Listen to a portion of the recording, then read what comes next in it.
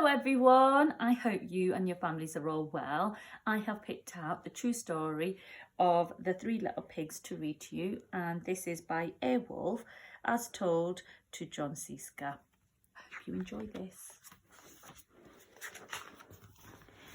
Everybody knows the story of the Three Little Pigs, or at least they think they do, but I'll let you in on a little secret. Nobody knows the real story, because nobody has ever asked my side of the story. I'm the wolf, Alexander T. Wolf. You can call me Al. I don't know how this whole big bad wolf thing got started, but it's all wrong. Maybe it's because of our diet. Hey, it's not my fault wolves like cute little animals like bunnies and sheep and pigs. That's just the way we are. If cheeseburgers were cute, folks would probably think you were big and bad too. But like I was saying, the whole big bad wolf thing is all wrong. The real story is about a sneeze and a cup of sugar. This is the real story. Way back in Once Upon a Time, I was making a birthday cake for my dear old granny. I had a terrible sneezing cold. I ran out of sugar. So I went next door to ask if I could borrow a cup of sugar. Now the guy next door was a pig, and he wasn't too bright either. He had built his whole house out of straw. Can you believe it? I mean, who in the right mind would build a house out of straw? So, of course, the minute I knocked on the door, it fell right in. I didn't want to just walk into someone else's house. So I called, little pig, are you in?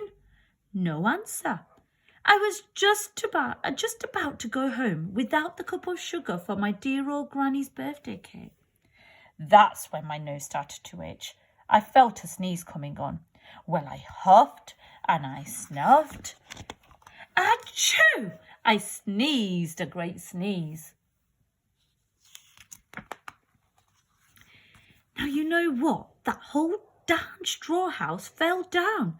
And right in the middle of the pile of straw was the first little pig, dead as a doornail. He had been home the whole time. It seemed like a shame to leave a perfectly good ham dinner lying there in the straw, so I ate it up. Think of it as a big cheeseburger just lying there. I was feeling a little better, but I still didn't have my cup of sugar, so I went on to the next house. The guy who lived there was the first little pig's brother. He was a little smarter, but not much. He had built his house out of sticks. I rang the doorbell on the stick house. Nobody answered. I called, Mr. Pig, are you in? He yelled back, Go away, wolf. You can't come in. I'm shaving the hairs on my chinny chin.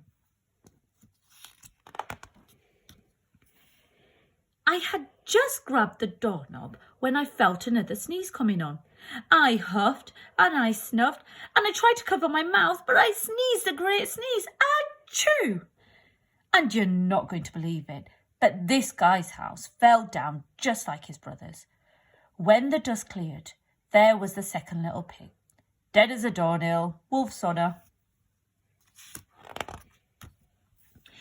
Now, you know food will spoil if you just leave it out in the open. So I did the only thing there was to do. I had dinner again. Think of it as a second helping.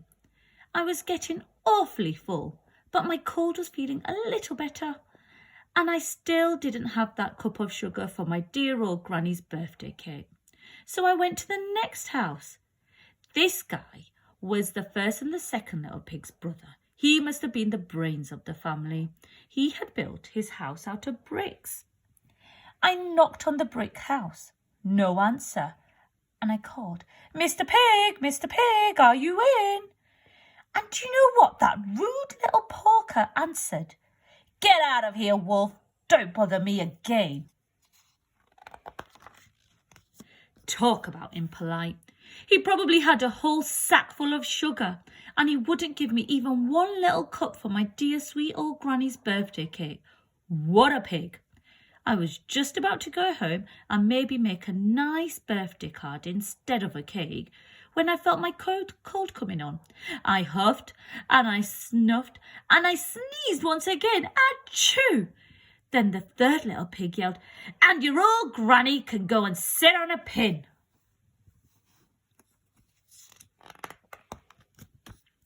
Now, I'm usually a pretty calm fellow, but when somebody talks about my granny like that, I go a little crazy. When the cops drove up, of course I was trying to break down the pig's door, and the whole time I was huffing and I was puffing and sneezing and making a real scene. The rest, as they say, is history.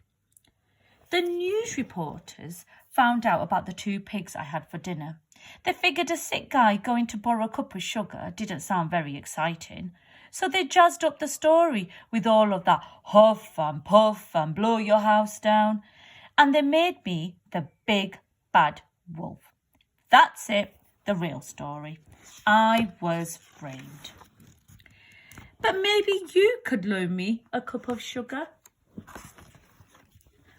I hope you enjoyed my story, and I'll speak to you very soon. Goodbye.